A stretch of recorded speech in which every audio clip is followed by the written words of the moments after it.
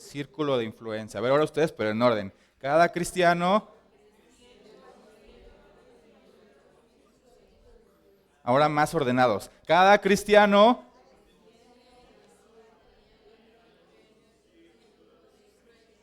como que escuché una parte acá, otra parte allá. Pero bueno, no estamos practicando el coro, ¿verdad? Recordemos esto, hermanos. Esta ha sido siempre la visión, ir a hacer discípulos a las naciones. Esa no ha cambiado, solamente estamos adaptando a nuestra realidad, a nuestra iglesia, a nuestra cultura, a nuestro tiempo. Pero sigue siendo lo mismo, ir y hacer discípulos. Y bueno, en esta hora toca hablar, bueno, hemos estado hablando acerca de la unidad en la iglesia. Y toca hablar del tercer guardián, el tercer guardián que es someternos a nuestros líderes. Va a aparecer en pantalla un QR. Quiero intentar algo distinto el día de hoy. Voy a tener la oportunidad también de predicar en 15 días, entonces yo sé que van a salir dudas, sé que hay dudas, sé que a veces no te animas a preguntarlas. Y yo te echo la exhortación de que si hay dudas que me busques, pero sé que a veces dices, híjole, es que va a pensar que es que tengo esta duda o me va a ver mal. O sea, créeme, no es la intención es que no te quedes con dudas. ¿Y qué quiero hacer ahorita? Tratando de animarte a que puedas expresarlas, a que puedas sacarlas, a que puedas comentarlas. En este QR, si tú lo escaneas, te va a llevar a una página de preguntas anónimas, ¿ok? Entonces, en la página, una vez que entras, vas a ponerle este numerito 17129 y te va a dar acceso para que tú puedas ahí en tu celular o en tu tableta escribir las preguntas. Yo los voy a recibir y yo no voy a saber de quién son, ¿okay? A menos que le pongas tu nombre. Entonces te voy a pedir algo. Te voy a pedir que seas honesto, que seas consciente, y que si vas a tener el celular es para esto y no para estar viendo tus redes sociales, ¿ok? ¿Sí? ¿Sí de hecho, te pido por favor que si ves que tu hermano está en redes sociales, le apagues el teléfono, ¿ok? Y hermanos que no son tan tecnológicos, te pido lo siguiente: si quieres hacer una pregunta, pídele al hermano que sí sabe tecnología, que está al lado tuyo, oye, déjame hacer esta pregunta, escríbela en su celular y ya le regresas el celular, ¿ok? ¿Sí me entendieron? Sí, porque yo sé que van a salir muchas dudas, sé que hablar de sometimiento pareciera tener una connotación negativa en nuestra cultura, en nuestro mundo, y yo espero que te salgan dudas, yo espero que digas, bueno, ¿por qué está la Biblia diciendo esto? ¿Ok? Dicho esto, quiero repasar a los tres guardianes que hemos estado viendo. El primero que vimos es el de amar a tus hermanos, que es la siguiente diapositiva. Amar a tus hermanos, veamos de manera extravagante, de manera exagerada. Y yo quiero decirte algo, porque a veces estos conceptos no los bajamos de forma práctica, ¿ok? Y lo voy a decir en primera persona para que nadie se ofenda, como cuando pasó con usted, que todos dijeron, híjole, me la está aplicando a mí, me está viendo a mí, ¿no? No, yo primero, créeme que me lo estoy aplicando, y sé que también mi amigo lo hizo. ¿Por qué? Porque te quiero decir lo siguiente, hermano. Si no hay amor, se ve en la iglesia. Es evidente que algo está pasando. Mira, tener fricciones en la iglesia es completamente normal. ¿Por qué? Porque somos seres humanos, pecadores, tenemos opiniones distintas. Lo que ya no es normal es que esas fricciones permanezcan a lo largo del tiempo. Y si eso está pasando, ¿qué quiere decir? Que realmente no estás amando al hermano. No estás guardando la unidad de la iglesia. Y si yo digo, pero pues es él, no soy yo, hermano, estás más ciego que un ciego. Y no solo estás pecando, sino estás lejos de poder arreglar este pecado con tu hermano. Pero es que él no me invita, es que él no me incluye, es que él no me quiere. ¿Sabes qué dice la Biblia sobre esto? En Mateo 7, y tú conoces este pasaje. Haz a otros como quieres que hagan contigo. Ay, es que a mí no me invitan, hermanos. Bueno, dice la Biblia, espera que hagan como tú quieres que te hagan. ¿Así dice la Biblia? ¿Qué dice? Haz a otros como quieres que hagan contigo. Pues yo invito, yo empiezo por ser la persona que hace el cambio. Yo soy el que tengo que tomar la iniciativa. Tú eres el que tienes que tomar la iniciativa para amar a tu hermano. No esperes a que el hermano tome la iniciativa. Además te voy a decir, no va a pasar. No va a pasar. Pero en el momento en que tú tomas la iniciativa de mostrar ese amor exagerado, ese amor extravagante, ¿sabes qué va a pasar?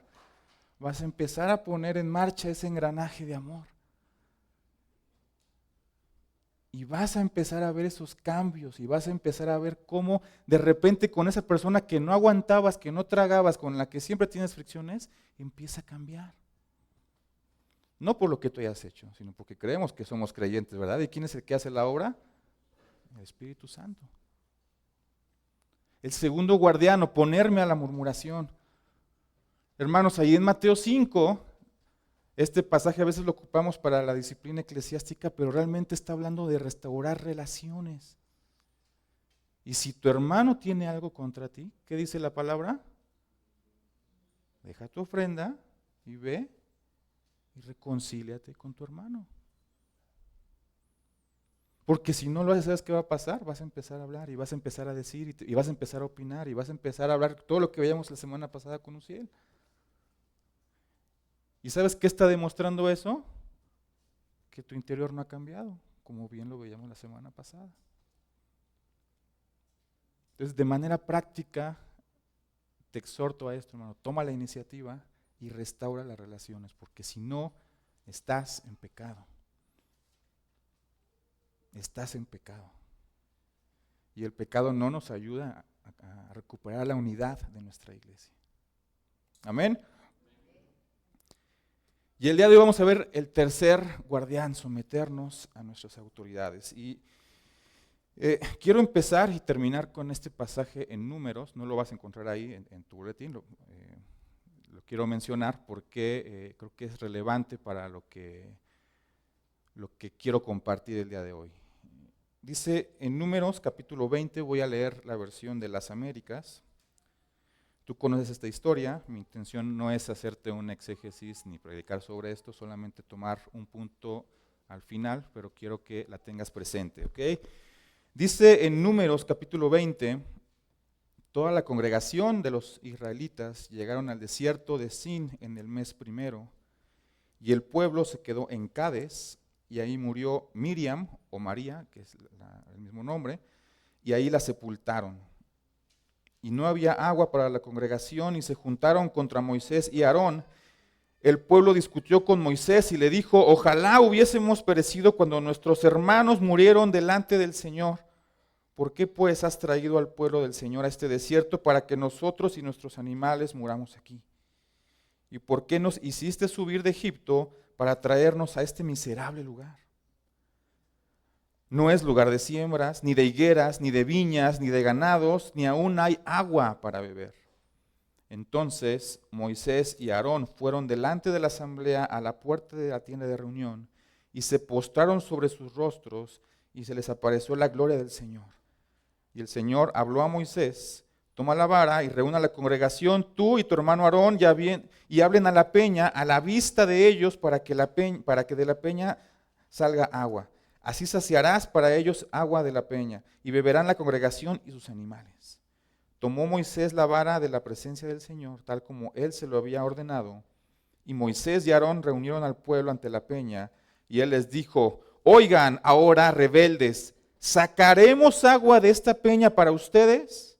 Entonces Moisés levantó su mano y golpeó la peña 2 veces con su vara, y brotó agua en abundancia, y bebió el pueblo y sus animales.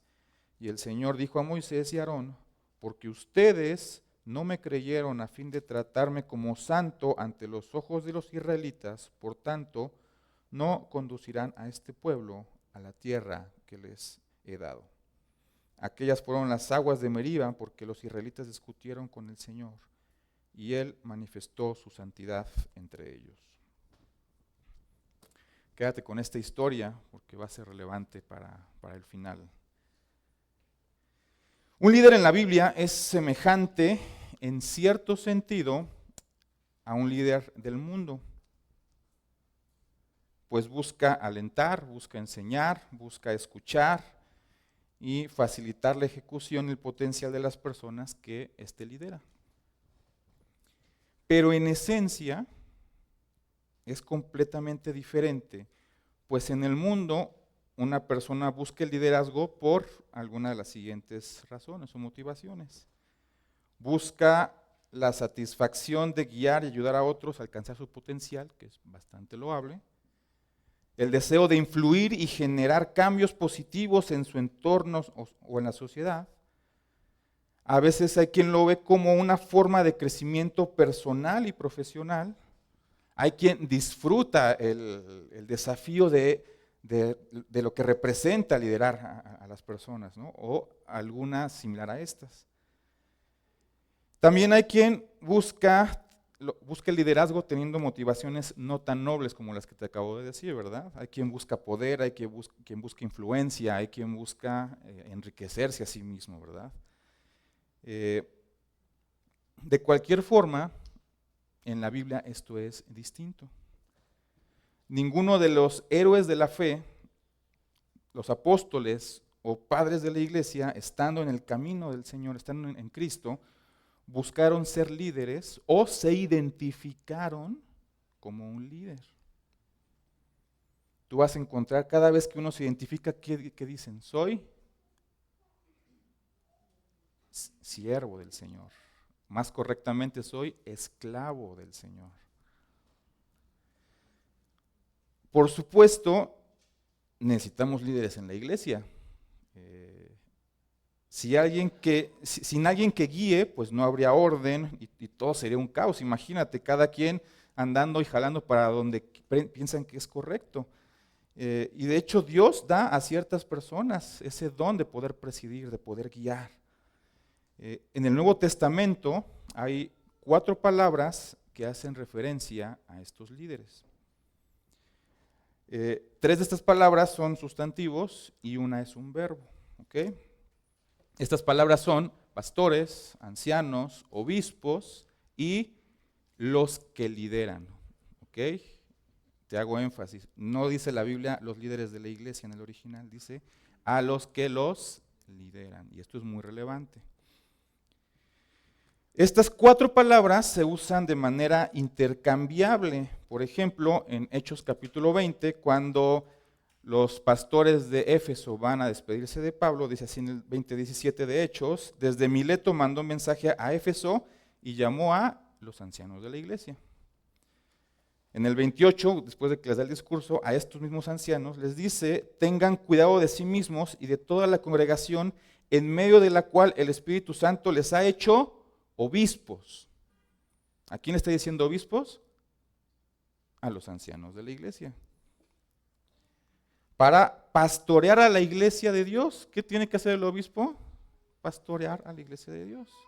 ¿Ves cómo se usan refiriéndose a las mismas personas estos 3 conceptos? O en Hebreos capítulo 13, versículo 7 dice, acuérdense de sus guías que les hablaron, guías que aquí se traduce a veces como líderes, que realmente el original es los que los lideran, que les hablaron la palabra de Dios considerando el resultado de su conducta e imiten su fe. Y el 17, refiriéndose a estas mismas personas, lo traduce en casi todas las versiones, obedezcan a sus pastores y sujétense a ellos porque ellos velan por sus almas como quienes han de dar cuenta. Permítanles que lo hagan con alegría, no quejándose, porque eso no sería provechoso para ustedes. Y en la primera carta del apóstol Pedro, capítulo 5, que es donde el día de hoy me quiero detener, dice lo siguiente. Por tanto, capítulo 5, versículo 1, por tanto a los ancianos entre ustedes exhorto yo, anciano como ellos y testigo de los padecimientos de Cristo, y también participante de la gloria que ha de ser revelada, pastoree en el rebaño de Dios entre ustedes, velando por él, no por obligación, sino voluntariamente, como quiere Dios, no por avaricia del dinero, sino con sincero deseo, tampoco teniendo señorío sobre los que les han sido confiados, sino demostrando ser ejemplo del rebaño. Estoy leyendo la Biblia de las Américas, ¿ok? Asimismo ustedes, los más jóvenes, estén sujetos a los mayores y todos revístanse de humildad en su trato mutuo, porque Dios resiste a los soberbios, pero da gracia a los humildes.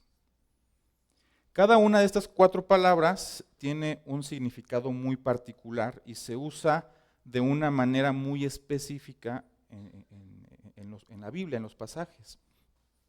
La palabra obispo significa, bueno, es del griego episcopo, significa mirar atentamente y da la idea de un supervisor.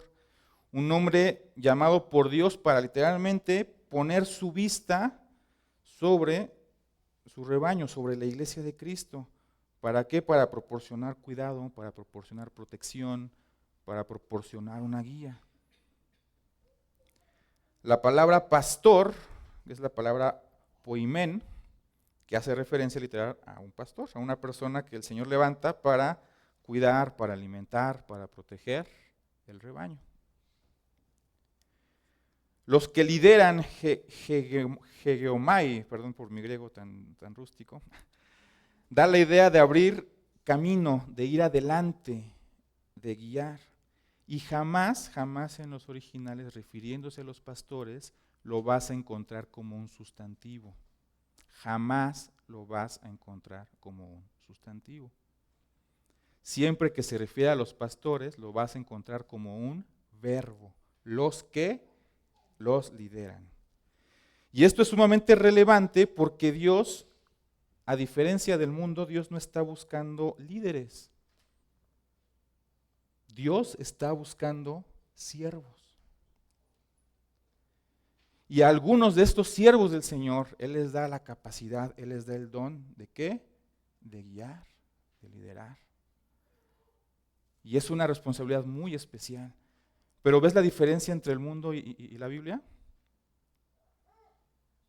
¿Sí ves la diferencia o no ves la diferencia? Dios quiere siervos. Y ojo, no todos los siervos lideran. No todos los siervos lideran. Los siervos obedecen a su Señor. Y cuando Dios dice, te toca liderar, ¿qué dice el siervo? Aquí estoy, Señor. ¿Qué hace el mundo? No, yo quiero ser el líder, yo quiero ser el que manda, yo quiero ser el que tiene relevancia. O también honestamente, como veíamos, no, yo quiero apoyar, quiero motivar a la gente, que también es algo loable, pero no es lo que el Señor está pidiendo. El Señor está pidiendo siervos. ¿Ok? Y la última palabra, anciano, es la palabra presbúteros o presbítero, y esta palabra significa hombre maduro con un juicio experimentado, o un anciano. Y quédate con esta última palabra porque por algo Pedro es la que está usando en este pasaje de su epístola en el capítulo 5. Dicho esta pequeña introducción, quiero que me acompañes a analizar un poquito el contexto de este capítulo 5. El pasaje va a empezar con un por tanto, ¿ok? Y si dice un por tanto, quiere decir que está ligando la idea previa con la idea que va a dar a continuación. ¿Estás de acuerdo conmigo? A los que se acuerdan de sus clases de español en la primaria, ¿sí están de acuerdo conmigo? ¿Qué significa esto? Que las exhortaciones a los ancianos y a los jóvenes que vendrán a continuación o más adelante están profundamente ligadas al cierre del capítulo 4. Pedro, advierte que los creyentes no se deben sorprender por el fuego de la prueba que ha venido para probarlos, porque va a ser difícil. Estamos hablando de que Pedro está hablando a una congregación que está siendo probada, está siendo atacada, está siendo presionada. ¿Para qué? Para que no vivan piadosamente. En Pedro dice que se está refiriendo, está hablándoles a los expatriados en la dispersión, en el Ponto, en Galacia y bueno, toda la región que es Asia Menor. A esos cristianos que están regados y que están en medio de esta cultura pagana, que le está diciendo, hay prueba, va a haber prueba, y sigue habiendo prueba y esto no va a acabar. Esto no va a acabar. ustedes están siendo probados, y de hecho te va a decir el capítulo 4 que este juicio y esta prueba va a empezar ¿por dónde? Por la misma iglesia. O sea, tú imagínate cristianos que están dispersos y les está diciendo Pedro, van a sufrir, van a sufrir. Ante un ambiente tan hostil por parte del mundo, los hijos de Dios en la iglesia los creyentes debemos encontrar nuestra ciudad de refugio, debemos encontrar paz, debemos encontrar consuelo, y los primeros encargados de darnos todo esto, ¿sabes quiénes son? Nuestros pastores y líderes. Por eso se está refiriendo a ellos. Por eso lo que va a decir a continuación Pedro hacia los líderes tiene que ver con esto. Hey, pastor, esta iglesia que está sufriendo, te estoy encargando que la pastorees de la siguiente manera.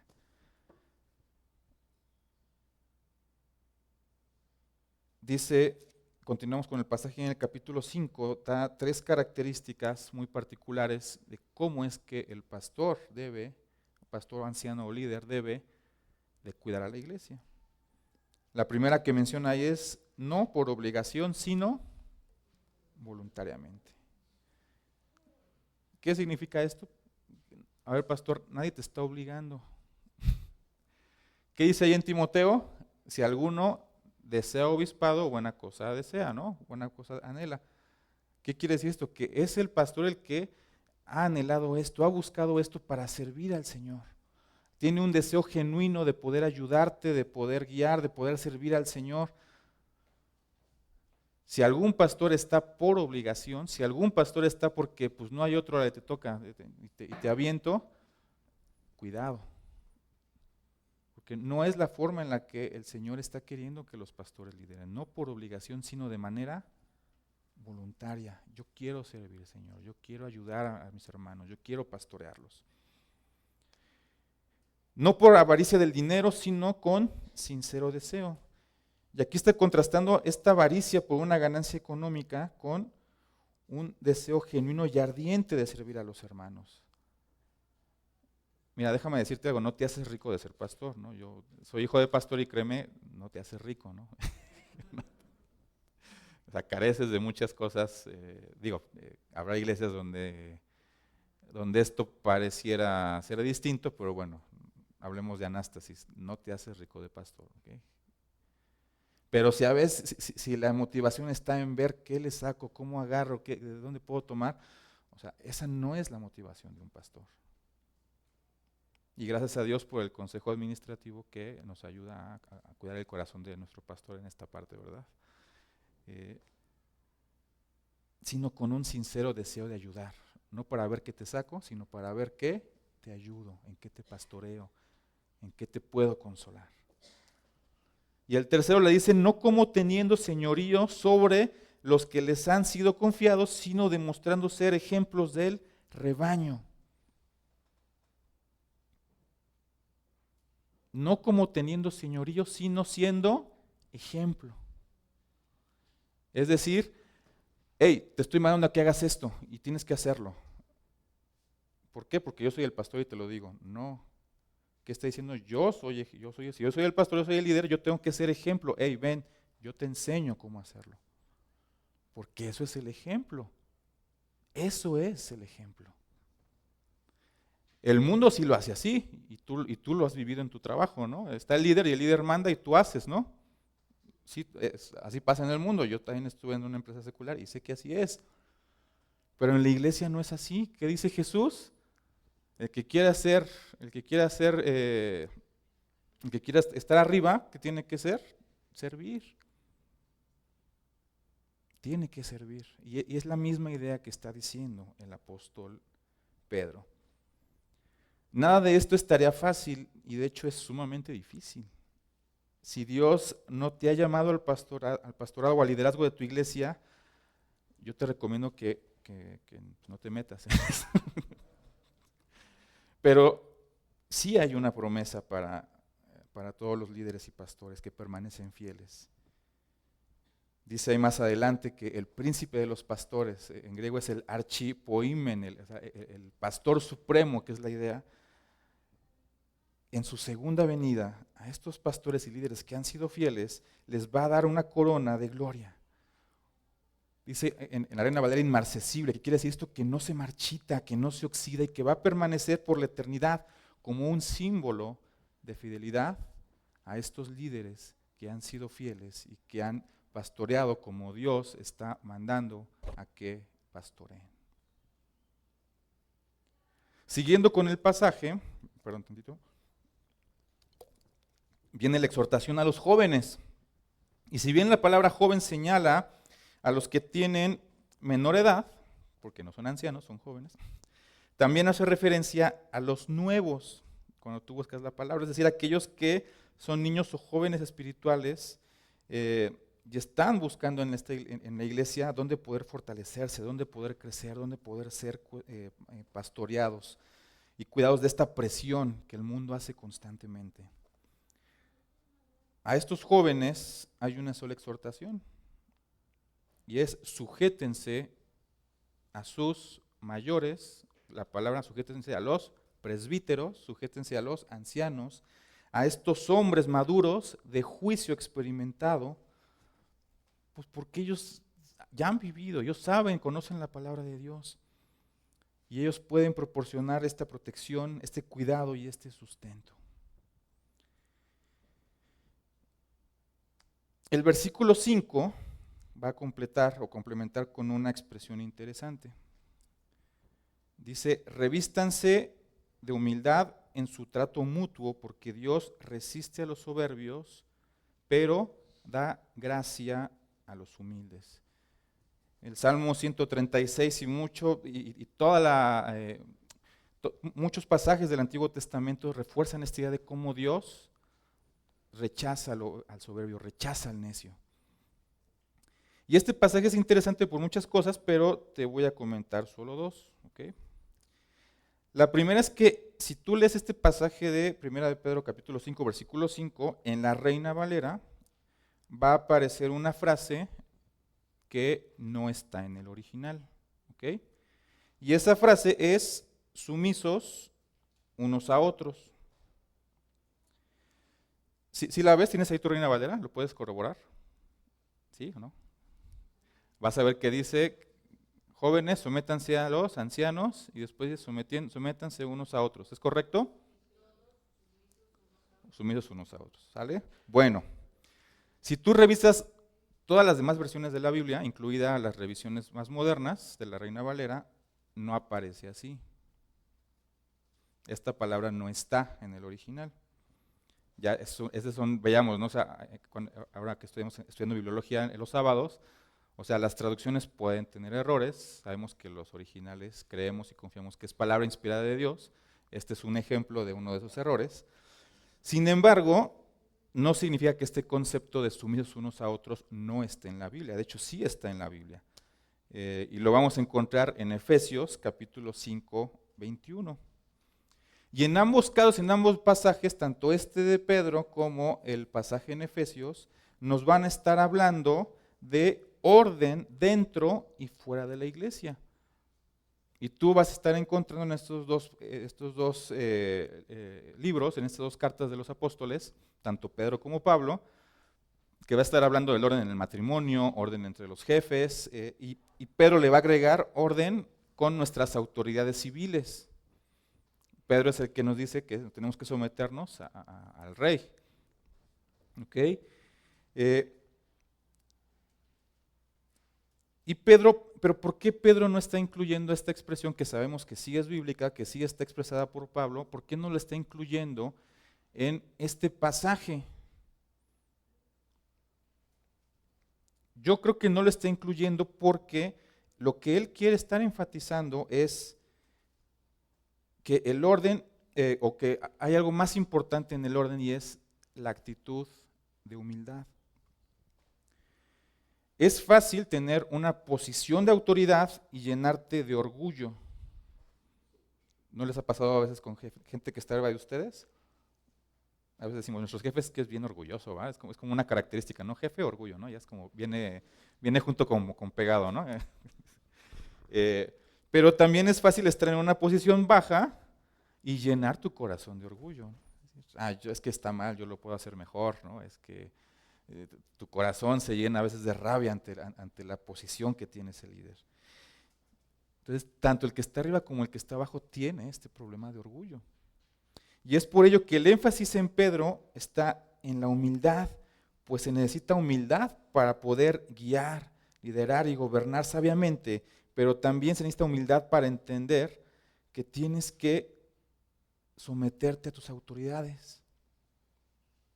Y no porque, no porque te estés humillando ante ellas, sino porque lo va a decir más adelante el pasaje, ¿ante quién te estás humillando? Ante Dios. No te estás humillando ante el líder o ante el pastor, te estás humillando ante Dios. Quiero que recuerdes el contexto, o lo que te comentaba del contexto del capítulo 4.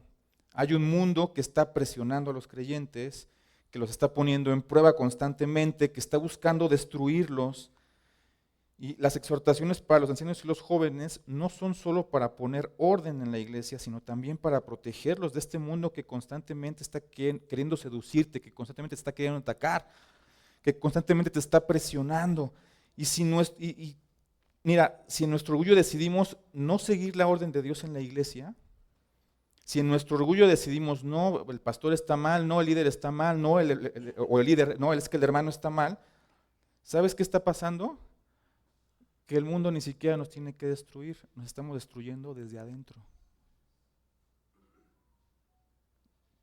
Te repito, si nuestra actitud no es la que está diciendo el apóstol Pedro, estamos mostrando orgullo y nos estamos destruyendo desde adentro.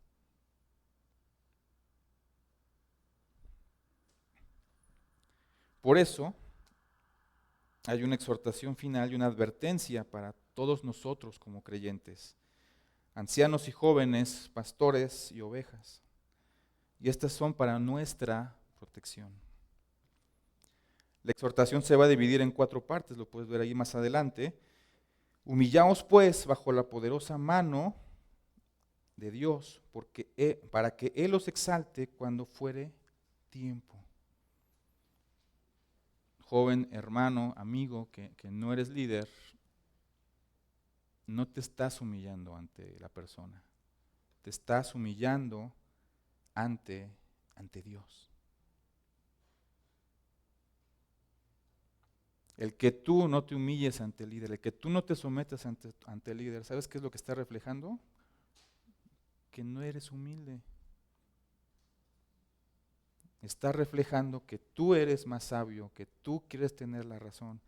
Y líder es lo mismo. Si tú estás sometiendo o queriendo liderar como el mundo lo hace a la iglesia, también estás mostrando orgullo. Porque recuerda, nosotros los líderes en la iglesia, ¿desde dónde lideran? Desde el ejemplo. Desde el ejemplo. Segunda exhortación, echando toda vuestra ansiedad sobre Él, porque Él tiene cuidado de vosotros.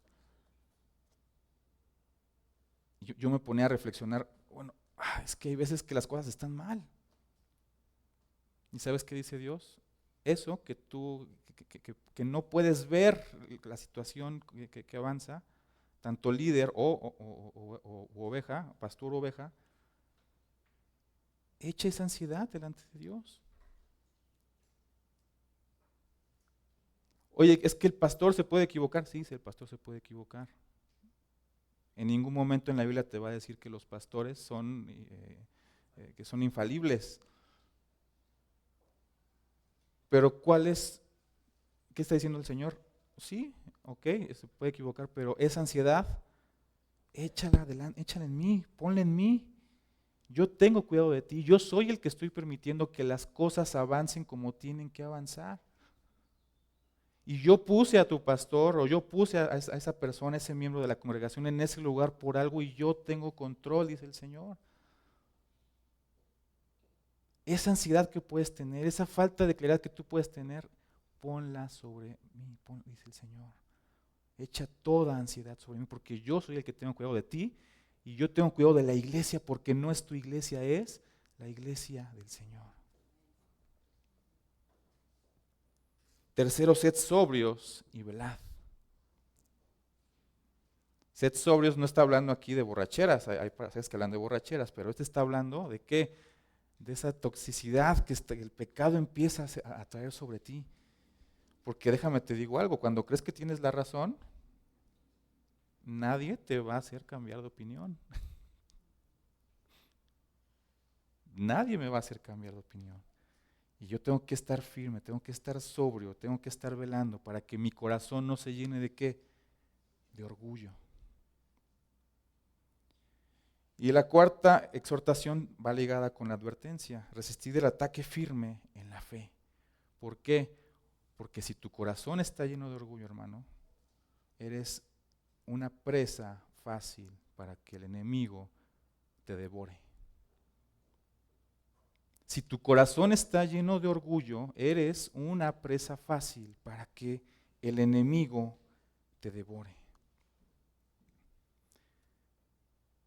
Y déjame decirte algo, uno de los síntomas de que eres orgulloso es cuando empiezas a tener esas críticas, ¿verdad? Mira, no me quiero adelantar, déjame poner un poquito de orden en mis ideas.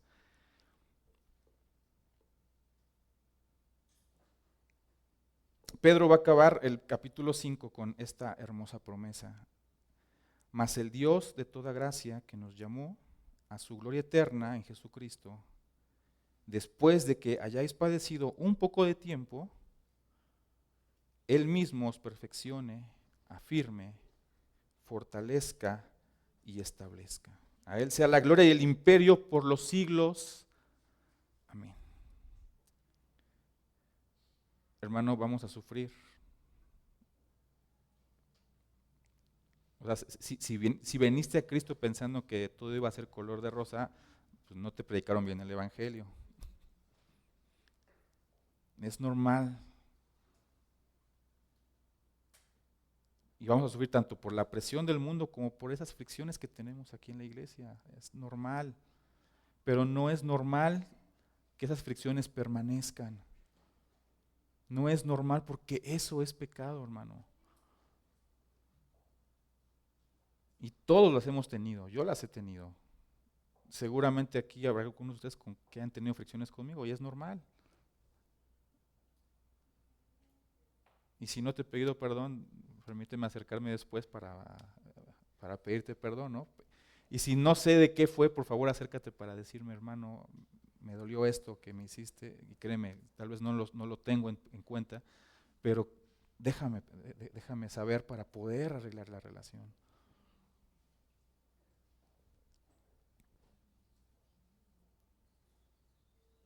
Mira, espero que estés poniendo tus preguntas en la página, ¿ok?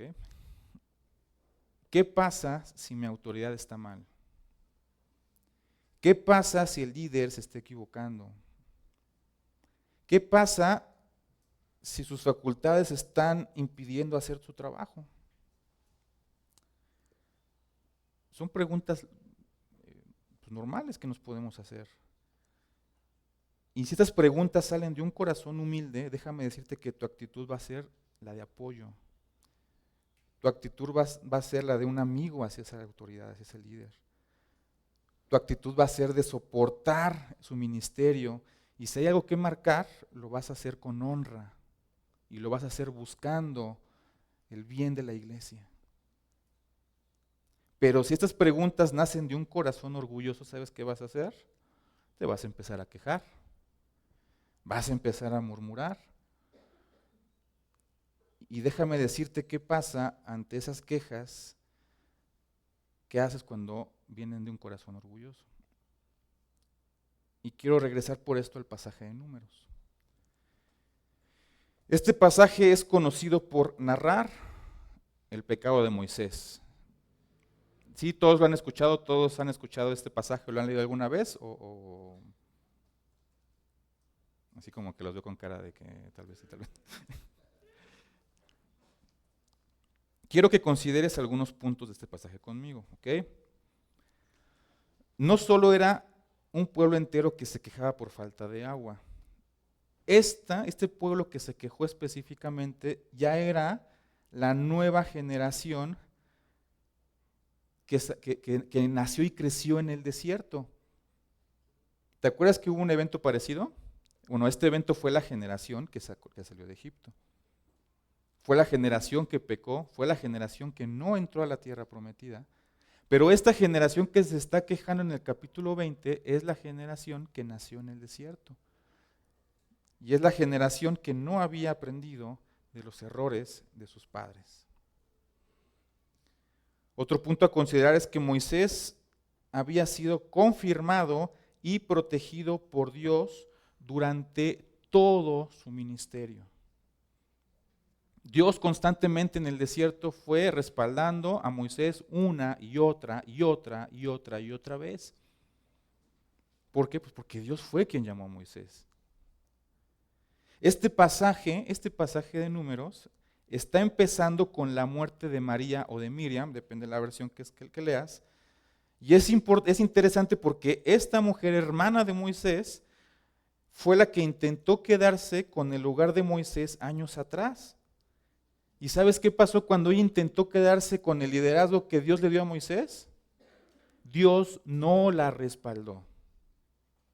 Dios la llenó de lepra y Moisés tuvo que interceder ante Dios para que Dios la sanara.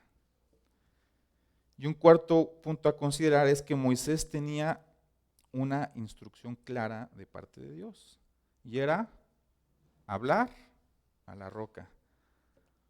Y mira, para que alguien con el nivel de relación de Moisés haya perdido por un momento las instrucciones, o sea, es que la queja estaba fuerte. Es que el hombre estaba harto, el hombre estaba cansado de la queja de este pueblo, que ni sus padres ni ellos podían ver las misericordias que Dios había tenido hacia ellos. Imagínate la desesperación de Moisés al ver que esta nueva generación se estaba quejando por lo mismo que se quejó la anterior 38 años atrás. Pues por supuesto que Moisés estaba desesperado, estaba triste. Por supuesto que no aguantó la presión. Y de alguna manera, y aquí lo pongo entre comillas, de alguna manera, lo que dijo es justificable desde un punto humano. Fíjate qué dijo, porque aquí está la clave. Oigan, ahora rebeldes, ¿sacaremos agua de esta peña para ustedes? ¿Quién iba a sacar agua de la peña? ¿Moisés o Dios? ¿Y quién está diciendo a Moisés que va a sacar agua de la peña? Él y Aarón. No está diciendo, oigan hermanos, Dios sacará agua de la peña para ustedes. No está diciendo eso, está diciendo, sacaremos. ¿Quiénes sacaremos? Él y Aarón. Ese fue su pecado, no le dio la gloria a Dios, no santificó a Dios delante de la congregación. Pero déjame te digo algo, su pecado sí fue grave, no solo por atreverse de tomar la atribución de lo que Dios iba a hacer, sino porque tenía la responsabilidad de ser el ejemplo ante el pueblo. Él era el siervo escogido por Dios. Pero, escúchame bien, Dios no pasó por alto su pecado y este tuvo consecuencias. Y fue Dios quien lo castigó, pero no fue el pueblo. El pueblo no dictó la sentencia para el líder. ¿Y sabes qué pasó a pesar de todo esto? Dios, a pesar del pecado de Moisés, lo respaldó en medio de la congregación. Te lo vuelvo a repetir.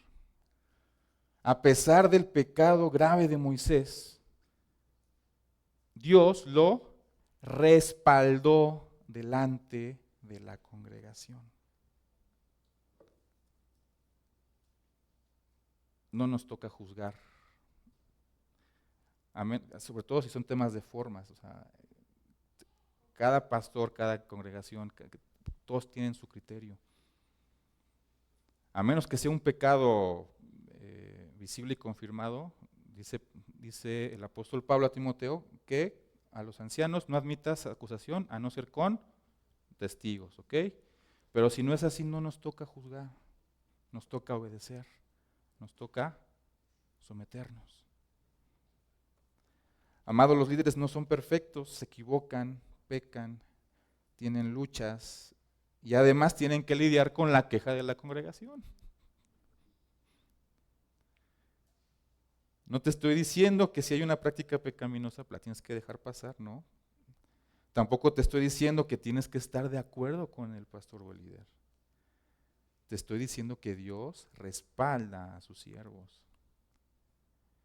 Te estoy diciendo lo que dice el apóstol Pedro, que tenemos que ponernos debajo de nuestros líderes, someternos, esa es la palabra, opotazo, ponernos debajo, en una posición baja, porque ellos son los que tienen el juicio experimentado. Por algo Dios los puso en esa posición. Y es por ello que te animo a tener la actitud que tuvo David con el rey Saúl. David entendía esta verdad. David entendía que Saúl era la persona que Dios colocó. ¿Saúl era un rey bueno o un rey malo?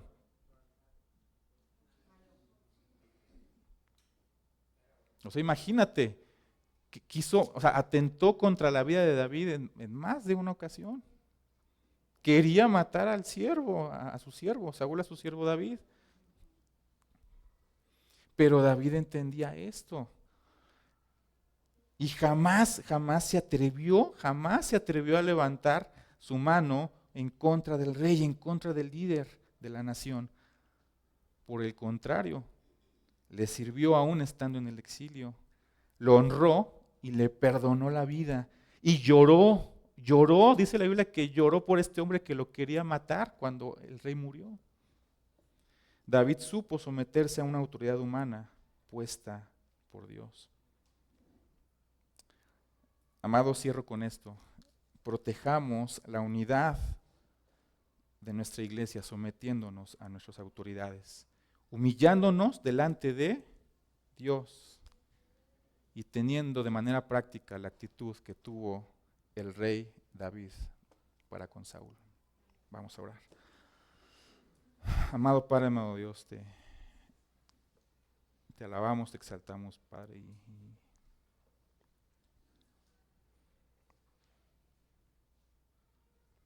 queremos que tú traigas unidad a nuestra iglesia, Padre Santo.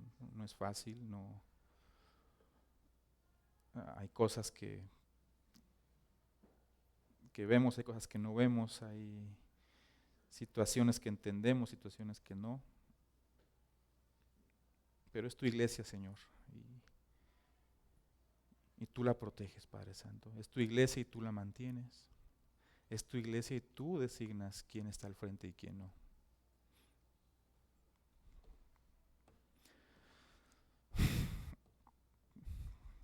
Señor, ponemos en tus manos la vida de nuestro pastor. Conoces su vida, conoces la intimidad que él tiene contigo. Conoces sus luchas, conoces su historia.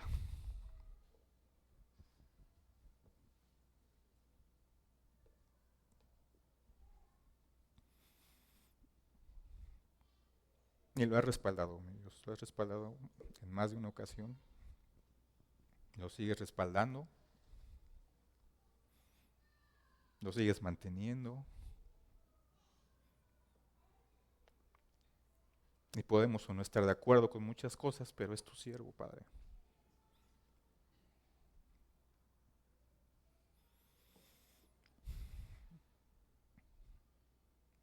Y como tal, la orden es clara, la orden es explícita en tu palabra.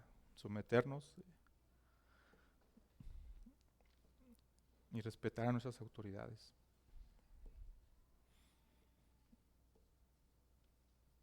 Señor, yo te ruego que si hay alguien en esta iglesia que ha tenido conflictos con el pastor,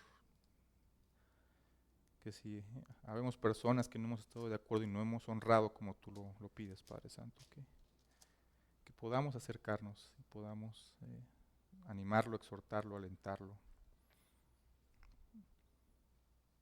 porque tú lo has puesto, mi Dios, y tú lo has respaldado, Señor. Ayúdanos a tener esa actitud del rey David, Padre. A amarlo, a respetarlo, a honrarlo, a servirle, a animarlo, a entender y comprender la situación que está pasando también, Padre. Porque es un ser humano, al igual que nosotros. Pero te ama la congregación.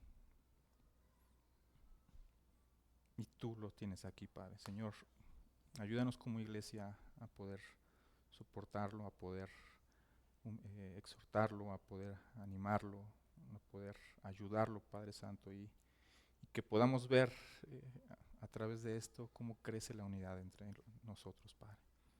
Entonces, nos ponemos y agradecemos por su vida y por la vida de tu iglesia. En nombre de Cristo Jesús.